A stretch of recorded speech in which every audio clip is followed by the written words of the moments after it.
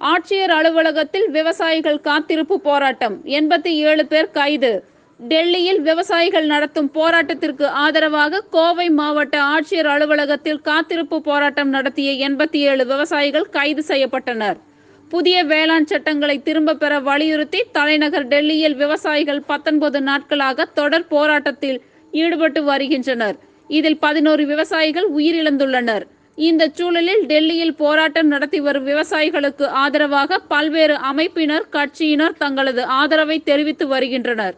இதன் ஒரு பகுதியாக கோவையில் மாவட்ட ஆட்சியர் அலுவலகம் முன்பு அகில இந்திய விவசாயிகள் கூட்டமைப்பினர் இன்று காத்திருப்பு போராட்டத்தில் ஈடுபட்டனர். இது குறித்து கோவை மாவட்ட விவசாயிகள் சங்கத்தின் தலைவர் சு பழனிசாமி கூறுகையில், நாடு முழுவதிலும் புதிய வகையான போராட்டங்கள் நடக்கிறது. அதிகாரிகள் மத்திய அரசை கண்டித்து வேலையை விட்டு செல்கின்றனர். கோவையை போல பொள்ளாச்சி, மேட்டுப்பாளையம் உள்ளிட்ட பகுதிகளிலும் போராட்டம் நடத்துவோம்.